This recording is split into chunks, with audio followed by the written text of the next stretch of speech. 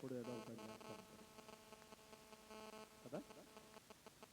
మనం దేవుని మాట, చక్కటి మాట తీసుకొని దాన్ని మనలో నింపుకోవాలి. దాన్ని ఆ, మనం తెలుసుకొని దేవుని సన్నిధిలో ప్రార్థించేవాళ్ళుగా ఉండాలి అని అంటే అది కూడా మనల్ని డిస్టర్బ్ చేస్తుంది. సరే, దేవునికి వందనాలు. ఆ, ఇప్పుడు మరొకసారి కనుక మనం చూస్తే మనం ఏ విధంగా ఉండాలి? ప్రతి సత్కార్యము చేయటకు సిద్ధపడి ఉండవలెననియు మనుషులందరి ఎడల పరిపూర్ణమైన సాత్వికము కనపరచుచు ఎవరిని దూషించకూడదు. ప్రేమ చూపించాలే తప్ప ఎవరిని తిట్టకూడదు. మనకి సహజం కదా, సహజం. ఏదన్నా చిన్న ఆ, సరే సమస్య కావచ్చు, మాట పట్టింపు కావచ్చు, ఏది జరిగినా టకటక టకటక వచ్చేస్తాయి. అది ఎందుకంటే చిన్నప్పటి నుంచి మన కల్చర్లో చూసిన విషయాలు. తప్పని తెలుసు, మళ్ళీ ఆ తర్వాత కూడా మనమే అంటాం తప్పైపోయిందబ్బా, ఏమనుకోవద్దు. అది జరగకుండా ఉంటే మంచిది. ప్రేమ కలిగి ఒకళ్ళని దూషించే వాళ్ళంగా ఉండకూడదు. అలాగే జగడాలు, తగాదాలు వద్దు. ఏమా తగాదాలు వద్దు మనకి. ఒక క్రైస్తవులు అనేవాడు ప్రక్కన చూసినప్పుడు ఒక మాదిరిగా ఉండాలి తప్ప తగాదాడేవాడికి లాగా, బూతులు తిట్టేవాడికి లాగా ఇలా ఉండకూడదు. అది ఉండటం మంచిది కాదు అని తెలియజేస్తున్నాడు తీతు గారు. అయితే సామెతల గ్రంథంలో ఇంకొక మాట ఏం చెప్తున్నాడంటే, ఈ విధంగా ఉండి ఈ లక్షణాలు కలిగి ఉండి ప్రార్థన చేస్తే దేవునికి ఎంత ఇష్టమో తెలియజేస్తాడు. అంటే మనం ఏం చేయాలి? దేవునికి ఇష్టమైన విధంగా ఆయన చెప్పిన మాటల ప్రకారం ప్రవర్తిస్తూ ముందుకు సాగితే, ఆ సాగటానికి మనం ఏం చేయాలంటే 15వ అధ్యాయంలో చెప్తున్నాడు, 8వ వచనంలో. సామెతల గ్రంథం 15:8 చెప్తున్నాడు, భక్తిహీనులు అర్పించు బలులు యెహోవాకు హేయములు, యథార్థవంతుల ప్రార్థన ఆయనకి ఆనందం. మనం చేయాల్సిన పనులేంటి? ముందు నుంచి చదువుకున్నాం. ఒకళ్ళని తిట్టొద్దు, ఒకళ్ళని దూషించొద్దు, వాళ్ళతో తగాదాలు పడొద్దు. ఆయన మన వెంటే ఉన్నాడు కాబట్టి, ప్రతిదీ చూస్తున్నాడు, వింటున్నాడు కాబట్టి మనం ఏం చేయాలి? ఒకవేళ సమస్య వచ్చింది, వాళ్ళని తిట్టడం కాదు, ప్రార్థన చేయాలి. అయ్యా, వాళ్ళు నన్ను ఈ విధంగా దూషించారు కాబట్టి వాళ్ళ దూషణ నుంచి వాళ్ళని తప్పించు, దానివల్ల నా కోపం రాకుండా చేయి, మళ్ళీ నేను కూడా తిట్టకుండా చేయి అని ఆయన్ని ప్రార్థిస్తే అది తొలగించబడుతుంది. అయితే ఇక్కడ ఏం చెప్తున్నాడు? ఆయనకి ఇష్టమైన పని అంటే ఏంటది? భక్తిహీనులు అర్పించు బలులు యెహోవాకు వేయాలి. దీనికి మన దగ్గర చాలా ఉదాహరణలు దొరుకుతాయి, చాలా ఉదాహరణలు దొరుకుతాయి. కారణం, మనం చేసే పనుల్లోనే, రోజువారీ పనుల్లోనే మనకు చాలా చాలా ఉన్నాయి. ఏంటది? ఏదైతే వద్దు అని బైబిల్ ద్వారా మనకు తెలిసినయో వాటిని చేయడంలో మనం ఎప్పుడు వెనకాడం కదా. ఎదురుగా యేసయ్యను పెట్టుకొని పక్కన ఎవరో ఒక కార్యక్రమం చేస్తున్నారు అని అంటే మనం ఆడికెళ్తాం. తెలీదా మనకి ఎక్కడున్న సంగతి? తెలుసు. అయినా సరే కొత్తది కనపడితే దాన్ని ప్రేమించడానికి ప్రయత్నం చేస్తాం. అయితే ఇక్కడ ఏమంటున్నాడు? అది భక్తిహీనత. సరైన భక్తి ఉన్న వాళ్ళు చేసే పద్ధతి అది కాదు. ఉదాహరణకి, ఈరోజు ఇక్కడికి వచ్చాం, రేపు చర్చికి వెళ్తాం, దానిలో ఏం తేడా లేదు. ఎందుకంటే రెండు ఒకటే. ఒకటేదన్నా చిన్న బాధ జరిగిందనుకో, మనం చెబుతాం, ఏడు కాదు, అక్కడ ఆయన దగ్గరికి పోతే ఆయన అంత ఊపిరి కలుగుతాడు, తగ్గిపోతుంది పోటీ పరిగెత్తుతాం అక్కడ. దాన్ని ఏమంటున్నాడు ఈయన? భక్తిహీనత. భక్తిహీనత. రేపు వాడు చేసుకొని మళ్ళీ మా ఎల్లుండి ఇక్కడికే వస్తాం, ఎల్లుండి ఇక్కడికి వచ్చి మళ్ళీ ఇక్కడ ప్రార్థనలో పాల్గొంటాం, ప్రార్థన చేస్తాం, అన్నీ చేస్తాం. దాన్ని ఏమన్నాడు ఆయన? నాకు ఇష్టమైంది కాదు. ఆ రోజుల్లో బలులు ఉన్నాయి కాబట్టి బలి అనే పదం వాడాడు. ఈరోజు ఏం చెబుతున్నాడు? ప్రార్థన. ప్రార్థన. నన్ను ప్రార్థన చేస్తున్నావు, అక్కడికి వెళ్ళి పక్కకి వెళ్ళి ఇంకేదో చేస్తున్నావు. అది నాకు ఇష్టమైంది కాదు, నాకు ఇష్టమైంది కాదు. అలాంటి వారిని భక్తిహీనులు, లేకపోతే నాకు హేయమైన పని, అసహ్యమైన పని, నాకు ఇష్టం లేని పని. అయితే ఆయనకి ఇష్టమైన పని ఏంటంట? యథార్థవంతుల ప్రార్థన ఆయనకి ఆనందం. మనకు ఎప్పుడు వస్తుంది ఆనందం? ఏమా, మనం ఎప్పుడు ఆనందం పడతాం? మనకు ఆనందం ఎప్పుడు వస్తుంది? నేనైతే ఈ మధ్యకాలంలో చాలా ఆనందపడ్డాను. కారణం, మనవడు పుట్టాడు వాడు కదా, చాలా ఆనందకరమైన విషయం కదా అది. అయితే దేవుడు కూడా ఏమంటున్నాడంటే, యథార్థంగా నాకు ప్రార్థన చేయి, అది నాకు ఆనందం. మనవడు పుట్టాడని నాకు ఆనందం జరిగితే, ఆయన ఆ పుట్టిన మనవడిని ఇచ్చినందుకు ఎప్పుడైతే కృతజ్ఞతాస్తుతులు చెల్లిస్తూ ఆయన ప్రార్థిస్తానో, అది ఆయనకి ఇష్టమైంది. ఇష్టమైంది. అలాంటి ఇష్టాన్ని మనం కలిగి ఉండాలి. అలాంటి ఇష్టాన్ని ఆయనకి మనం అందించే వాళ్ళంగా ఉండాలి. ఆ తర్వాత యోధ పత్రికలో కూడా ఇలాంటిదే ఒక మాట చదువుకుందాం. 1వ అధ్యాయం 21వ వచనం.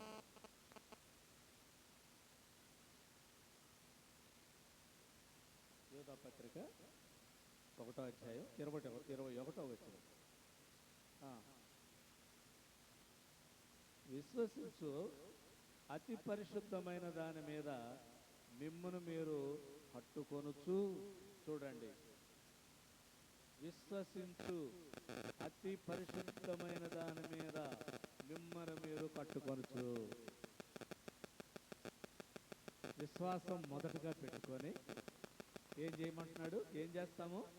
అతి పరిశుద్ధమైంది. ఏంటది అతి పరిశుద్ధమైంది? ఏమా, అతి పరిశుద్ధమైంది ఏంటి? దేవుని యొక్క ప్రత్యక్షత, లేకపోతే ఆయన్ని కలిగి ఉంటాం. ఆయన్ని కలిగి ఉంటాం. ఆయన కలిగి ఉండటం కోసం ఏం చేశాడు? మనకి తన సన్నిధి నుంచి పరిశుద్ధ గ్రంథాన్ని మనకిచ్చాడు. దానిలో స్పష్టంగా తెలుసుకొని, నా మార్గంలో మీరందరూ పయనించండి అని చెప్పడం కొరకు ఇవ్వబడినటువంటి పరిశుద్ధ గ్రంథాన్ని కనుక మనం కలిగి ఉంటే, పరిశుద్ధమైన దాన్ని మిమ్మల్ని మీరు కట్టుకొనుచు పరిశుద్ధాత్మలో ప్రార్థన చేయొచ్చు. చాలా ముఖ్యమైన విషయం ఏంటి? ప్రతి ఒక్కరూ వారి వారి సందేశంలో మనకు సలహా ఇస్తూ, ఆ సలహాలో భాగంగా ఏం చెబుతున్నారు? ప్రార్థన చేయి. ఫస్ట్ ఏం కావాలి? ప్రార్థన కావాలి. ప్రార్థన చెయ్యాలి. ఈ ప్రార్థన అనేది చాలా ముఖ్యమైనది. యాక్చువల్గా ప్రార్థన అంటే ఏంటమ్మా? ప్రార్థన అంటే ఏంటి? ఆయనతో మాట్లాడుకోవడం, ముఖాముఖి కూర్చొని ఆయనతో మాట్లాడుకోవటం. ఆయనకి ఏమి ఇష్టమంట? ఆయనకి ఇష్టమైన పని ఏంటి? ఆయనతో మాట్లాడడం. చూడండి ఎంత సమయాన్ని ఇస్తున్నాడు మనకి, ఎంత సమయాన్ని ఆయన మనకి ఇచ్చి, నాతో మాట్లాడండి, అది నాకు ఇష్టం, నాకు ప్రియమైన పని ఏంటి మీరు చేయాల్సిందంటే నాతో మీరు మాట్లాడండి. ఇక్కడ మరేమంటున్నాడు? నిత్య జీవార్థమైన మన ప్రభువు యేసుక్రీస్తు కనికరము కొరకు కనిపెట్టుము. ప్రార్థన చేసి ఆయనతో మాట్లాడుకొని, ఆయన నిత్య జీవాన్ని ఇచ్చేవాడు కాబట్టి అది ఇచ్చేదాకా, అది ఇచ్చే వరకు ఎప్పుడు ఇస్తాడు? మనం ఎప్పుడైతే దివమనస్సులు కాకుండా, బూతులు తిట్టేవారు కాకుండా, పక్కింటితో తగాదా పడేవాళ్ళం కాకుండా ప్రార్థనాపూర్వకమైన విధంగా ఆయనే రక్షకుడు అని ఎప్పుడైతే విశ్వసించి ఆయనకి ప్రార్థన చేస్తామో అప్పుడు మన పరిస్థితి ఏంటి? నిత్య జీవానికి తీసుకెళ్తాడు. మరణం లేదు. ఈ శరీరానికే మరణం, కానీ ఆత్మకు మరణం లేదు. ఆ మరణం లేని విధంగా మన ఆత్మని ఆయన సన్నిధిలో పెట్టుకొని ఆయన మనకి కావలసిన ప్రతిదీ అక్కడేం అవసరం లేదు. కావలసింది నేను ఇక్కడే, అక్కడ పోతే ఏం అవసరం లేదు, అన్నీ ఆయనే. కాబట్టి మనం ఏం చేయాలి? ప్రార్థన చేసేవాళ్ళంగా ఉండాలి. దేవుని ప్రేమలో నిలిచినట్లు ఆసుకొని ఉండుడి. ఆయన ప్రేమ దూరం కాకుండా ఉండేటట్లుగా, ఆయన కాపుదల మనకుండే విధంగా ఆయన్ని అంటి పెట్టుకొని ఉండాలి. ఆ అంటి పెట్టుకోవటానికి ఏం చేయాలి? ప్రతిరోజు సమయం దొరికినప్పుడల్లా ఆయనతో మాట్లాడుకోవాలి. ఇంట్లో మనం ఏం చేస్తాం? ముగ్గురుమో నలుగురుమో ఉంటాం. ఏం చేస్తాం? నలుగురం టీవీ కట్టేసిన తర్వాత మనం కూర్చొని ఏదో ఒకటి మాట్లాడుకుంటాం, ఏదో ఒకటి డిస్కస్ చేస్తాం. టీవీ ఉన్నప్పుడు మాత్రం వాడు చూస్తాం కదా. అయితే ఏమంటున్నాడు?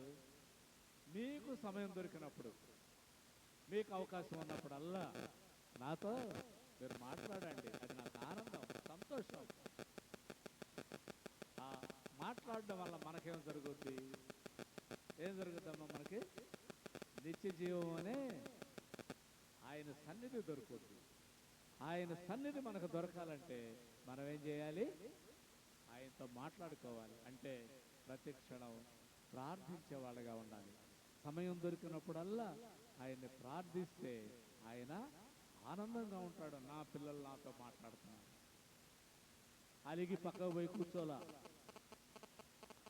నా పిల్లలు నాతో మాట్లాడుతున్నారు కాబట్టి నేను ఆనందంగా ఉన్నాను, సంతోషంగా ఉన్నాను అంటే పేతురు గారు కూడా ఒక మాట చెప్తున్నాడు.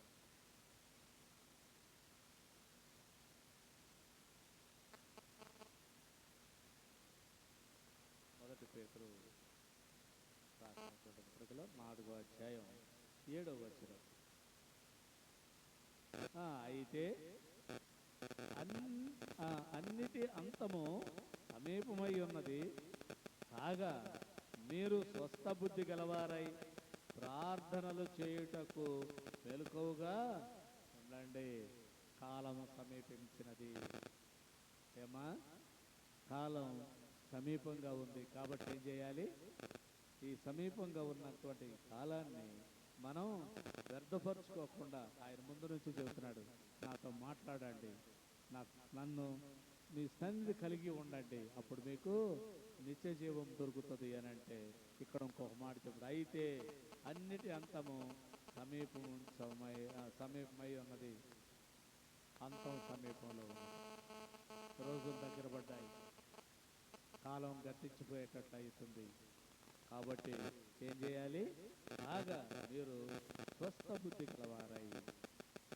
ముందు చదువుకున్నాం కదా, ఏంటయ్యి? ప్రార్థనాపూర్వకంగాను రెండు మనసులు లేకుండా అందరినీ కలుపుకుపోయే వాళ్ళకిలాగా, ఎవరిని తిట్టేవాళ్ళం లేకుండా, ఎవరి మీద అసూయ పడకుండా, ఎవరిని ద్వేషించకుండా ఆయన్నే ప్రార్థిస్తూ మనం ఎప్పుడైతే జీవిస్తామో ఇవన్నీ మన జోలికి రాదు. ఈ మరణం మీ సన్నిధికి రాదు. మీరు అవన్నీ కలిగి ఉండండి అని చెప్తూ ప్రేమ తర్వాత ప్రార్థన చేయటకు మెలకువగా ఉండండి అంటే అర్థం ఏంటమ్మా? ప్రార్థన చేయటానికి మెలకువగా ఉండండి అంటే ముందు చెప్పాడు కదా, దగ్గరలో ఉంది. ఎప్పుడైనా ఇది అటు తిరగబడవచ్చు. ఆ సమయం దగ్గరకు వచ్చినప్పుడు మీరు ఉరితాడుగా లేకుండా ఉండాలి అంటే స్వస్థ బుద్ధి కలిగి ఉండాలి. కాలం సమీపించింది. ప్రార్థనాపూర్వకమైనటువంటి స్థితి మీరు ఎప్పుడైతే కలిగి ఉంటారో, ప్రార్థన మీకు ఎప్పుడైతే ప్రధానంగా ఉంటుందో, అంటే నాతో మీరు మాట్లాడుతూ నా పిల్లలుగా ఎప్పుడైతే ఉంటారో మీ అందరికీ ఏం జరుగుతుంది? ఏం దొరుకుతుంది? నా ప్రేమ దొరుకుతుంది మీకు. నేను ఆనందంగా ఉంటాను, నేను సంతోషభరితుడిగా ఉంటాను. నా సంతోషం వల్ల మీరేమవుతారు? నిత్య జీవానికి నా దగ్గరికి వస్తారు, నా సన్నిధిలో ఉంటారు. తండ్రి సింహాసనం ఒకవైపు, నేను ఒకవైపు, మీరు నా ప్రక్కన. ఆ విశాలమైనటువంటి ఆ సామ్రాజ్యంలో మీరందరూ కూడా జీవించగలుగుతారు. ఎప్పటికీ మనలోనే జీవాన్ని పొందుతారు. కాబట్టి మీరు చేయాల్సిందేంటి? మనం ఏం చేయాలమ్మా?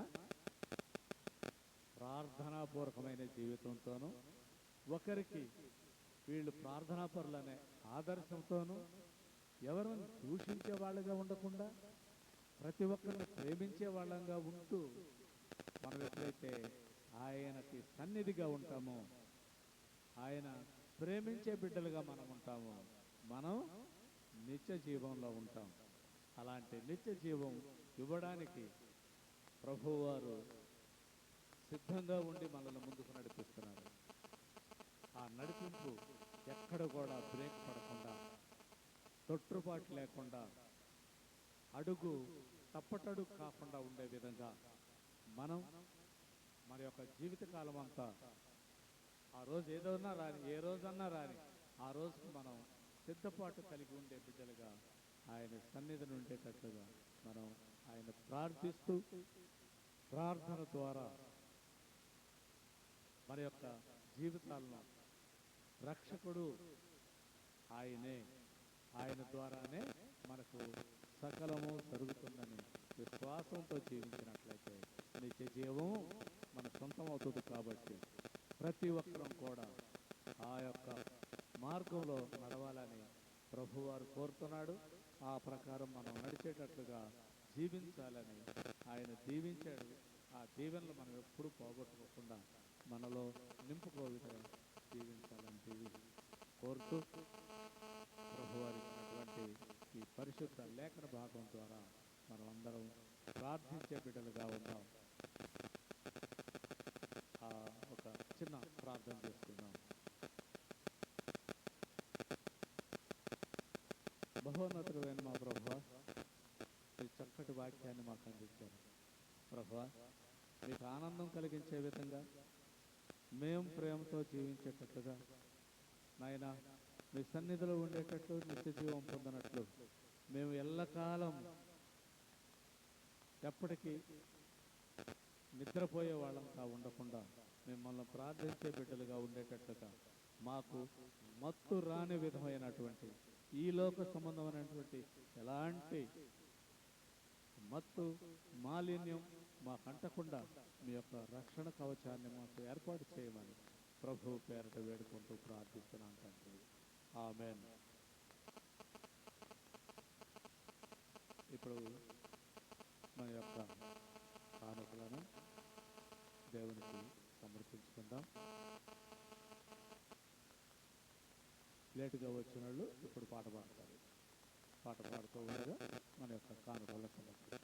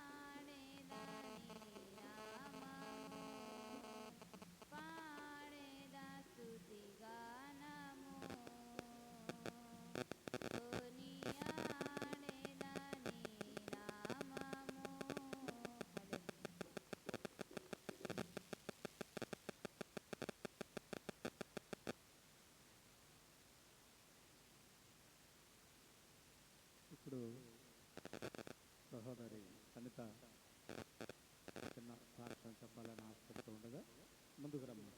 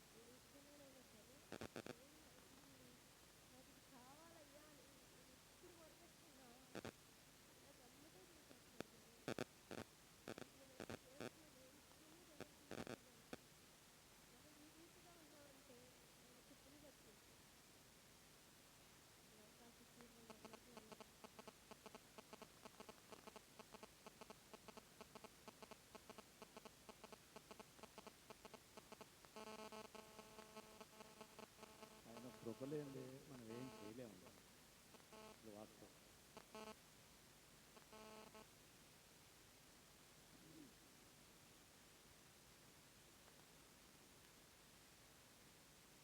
ఒక ప్రకటన ఏంటంటే,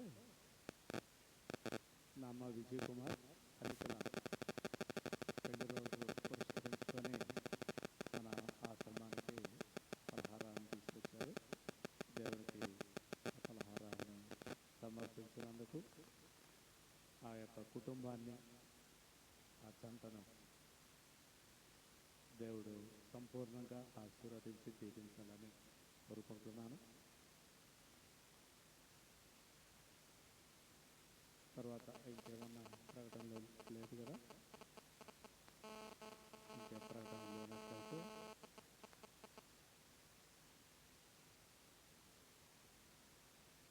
ఆశ్రమం పలహారం కానుకండి ప్రార్థన చేస్తున్నారు.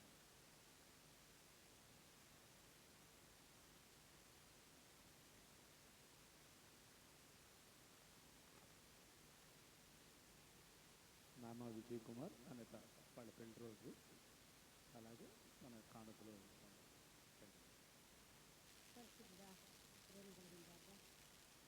దయామయరాలు వందనాలు, స్తోత్రాలు స్తోత్రాలు స్తోత్రాలు.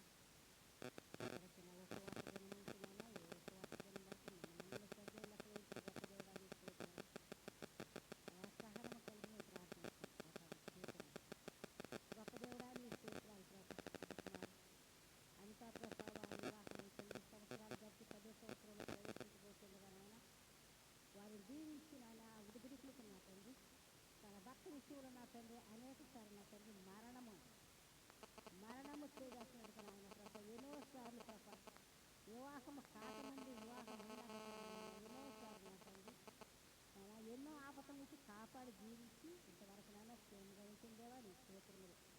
వారి బ్రతుకు దినములంతా కూడా ప్రభ నీకు కృతజ్ఞత స్థితులు చెల్లించేవారుగా ఉండటానికి సహాయంగా ఇచ్చి నాయన నీ స్తోత్రం నా తండ్రి.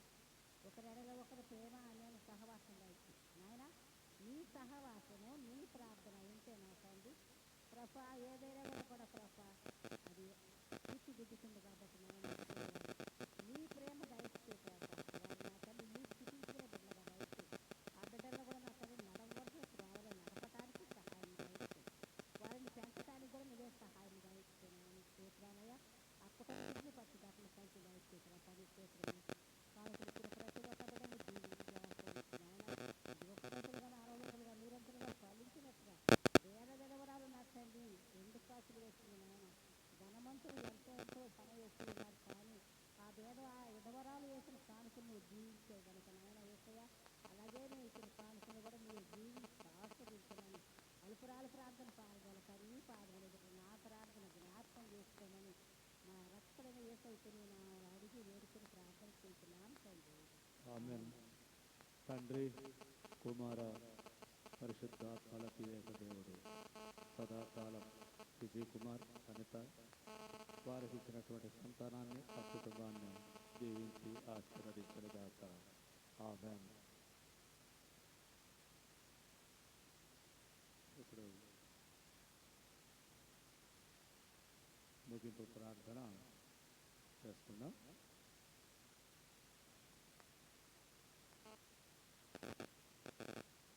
అందరూ కళ్ళు మూసుకోనండి, కళ్ళు వంచండి. అవకాశం ఉన్న వాళ్ళు మోకరించండి. దేవుని సన్నిధిలో ప్రశాంతంగా ప్రార్థన చేయటం ఆయనకి చాలా ఇష్టం. ఆ ఇష్టమైన ప్రార్థనలో నడపవచ్చు. మనందరం నడిచేటట్టుగా జీవించిన కాక ప్రార్థన చేసుకుందాం. ప్రార్థనలో ఏకీభవించండి. ప్రార్థన చేస్తున్నాం. స్తోత్రం స్తోత్రం స్తోత్రం స్తోత్రం నాయన. స్థుతిపాత్రుడా, స్తోత్రాసుడా, స్థుతులపైన ఆశీర్వదించిన గొప్ప దేవ, నీకు లెక్కలేని నీ వందనాలు స్థుతులు స్తోత్రాలు కృతజ్ఞతలు నాయన. నా తల్లి ఇదిగో నా ప్రభు, మే మాసం అంతా మమ్మల్ని కాపాడు. అయ్యా మే మాసం చివరి దినంలో మమ్మల్ని ఉంచినందుకు రేపటి దినం నా తండ్రి, అయ్యా నా తండ్రి పరిశుద్ధ ఆదివారం మేమందరం పాలు పంపులు పొందాం నా తండ్రి. నీ శరీరాన్ని విధించిన రక్తాన్ని చేయండి. మా ఆత్మ దాహం చల్లార్చుకోవటానికి నా తండ్రి సిద్ధమంటూ మాకు కలిగిస్తుంది ప్రభా. ఏసయ్య ఇప్పటి వరకు కాపాడి నాకు ఒక సమయం ఇచ్చి మీ సన్నిధి ఇచ్చి ఈ రీతిగా నా తండ్రి మిమ్మల్ని ఘనపరిచి మహింపరచడానికి మీరు మాకు ఇచ్చిన కృపను బట్టి ఎన్నో కృతజ్ఞతలు తెలుపుకుంటున్నాను నేను. అయ్యా ఇప్పటి వరకు నా తండ్రి ప్రార్థనా విజ్ఞాపనలతోటి అయ్యా మీ సమక్షంలో ఎలా ఉండాలో మాతో మాట్లాడని యేసయ్య. నా తండ్రి మా అతిక్రమములు చెడ్డగా ఉన్నప్పుడు నా తండ్రి మీ లోకం వైపు చూస్తున్నప్పుడు నా తండ్రి ఏ పాపం ఏ శాపం మమ్మల్ని అంటకుండా నా తండ్రి మీ విలువైన రక్తంతో కడిగిన యేసయ్య, మమ్మల్ని శుద్ధీకరించిన యేసయ్య. ప్రతి ఒక్కరిని మీరు జ్ఞాపకం చేసుకోండి అయ్యా. గుమ్మం దాటి వచ్చారు నా ప్రభ. ఈ గుమ్మంలో ఏముందో, ఈ ఆశ్రమంలో ఏముందో, ఏ నమ్మకంతో ఏ ఆశతో వచ్చారో మీకు నా తండ్రి తెలుస్తాను. సమస్తము ఎదిగిన దేవుడు నా తండ్రి, హృదయాంతరంగాలను పరిశోధించే మా గొప్ప దేవ, మీకు ఎన్నెన్నో స్థుతులు నాయన. ఏమిచ్చినా మీరు మేము తీర్చుకోలేము నా తండ్రి. గొప్ప తండ్రి, ఈ తండ్రిని మేము కలిగి ఉంటే మా బాధ్యత నా తండ్రి. అయ్యా ఈ బాధ్యతను ఎప్పటి విడనాడే వారంగా మమ్మల్ని ఉంచున్నాయన. ఏసయ్యా మాకు తోడుగా ఉండండి ప్రభా, మమ్మల్ని నడిపించండి ప్రభా. అయ్యా నా తండ్రి ముందుగా క్షమించి నా తండ్రి ఈ ప్రార్థన విజ్ఞాపన మీ సముఖానికి చేర్చుకొని ప్రభా. మీకు ఆయాసకరమైన క్రియలు మాలో నా తండ్రి చాలా ఉన్నాయి నా తండ్రి. అయ్యా కంటితోనూ నోటితోనూ తలంపులతోనూ ఎన్నో పాపాలు నా తండ్రి మన్నించి నా ప్రభు గ్రహించండి నా ప్రభు. ఇదిగో నా తండ్రి మేము పరిశుద్ధ దేవాలయాల నుంచి బయటికి దాడుతున్నామా లేదు, మా చూపులు మారిపోతున్నాయి, ఆయన మా తలంపులు మారిపోతున్నాయి నా తండ్రి. పరిశుద్ధుడ లోకం నా తండ్రి ఎంతో భయంకరమైన స్థితిలో ఉందో నా తండ్రి, మేము కడవరి దినాల్లో ఉన్నాం నాయన, చెడ్డ దినాల్లో ఉన్నాం నా తండ్రి, సాతాను కబంధ హస్తాల్లో ఉన్నాం నా తండ్రి. అయ్యా దుష్టుడు నా తండ్రి శైలి విహారం చేస్తున్నాడు. మా బలహీనతలు పట్టి నా తండ్రి మమ్మల్ని ఆక్రమించుకొని నా తండ్రి మమ్మల్ని నా తండ్రి శోధనలో పడేయటానికి వాడు ఎంత తాపత్రయపడుతున్నాడు నా ప్రభ. వాడు దుష్టుడు చేసేది మమ్మల్ని అప్పగిపోతున్నాడు. ఏసయ్యా మీ చేతుల్లో మీరు కన్నీళ్ళు మాకు ఆశ్రయం ఇచ్చారు కదా, మేము దాటిపోని వారముగా నా తండ్రి మీకు నా తండ్రి ఇష్టమైన బిడ్డలుగా ఉండటానికి సహాయం చేయండి. మా నడక పడకాంతరంగా ఎప్పుడు స్వచ్ఛంగా నా తండ్రి అయ్యా మిమ్మల్ని మీ పాదాలను ఆనుకునే వారిగా మమ్మల్ని ఉంచి నా తండ్రి దాటిపోవద్దు. నచ్చినైనా దావీదు కుమారుడు ఏసయ్యా వచ్చిన కుటుంబాలన్నీ మీరు జ్ఞాపకం చేసుకోండి అయ్యా నా తండ్రి. వాతావరణాన్ని మీ స్వాధీనంలో ఉంచుకున్నా తండ్రి ఏసయ్యా నైనా వచ్చిన కోటిని మీరు జ్ఞాపకం చేసుకున్నందుకు మీకు వందనాలు. ప్రాణాపాయ స్థితి తప్పించిన తండ్రి బిడ్డ 5 మంది గృహానికి సారబోతున్నాడు మాకు తెలిసిండగా ఆ బిడ్డకి ఆరోగ్యాన్ని క్షేమాన్ని దయచేయండి ప్రభు. అయ్యా నా తండ్రి పసిబిడ్డలు ఉన్న తండ్రి నా ప్రభు బాధ్యత గల తండ్రిగా ఉండటానికి సహాయం చేయండి. మంచి కుమారుడుగా ఉండటానికి సహాయం చేయండి. తప్పిపోయిన కుమారుడు వల్ల మారు మనసు సిద్ధపాటు కలిగిన తండ్రి మీ సన్నిధిలో నా ప్రభు అనుదిన దుఃఖం వేసే వరకు చిన్నపాటుగా ఉంచమని పెడుతున్నాను నా తండ్రి. మీకు స్తోత్రాలు. ఎస్ఐ నా తండ్రి రజితాన్ని మీరు జ్ఞాపకం చేస్తారు. ఆ బిడ్డ ఎంతో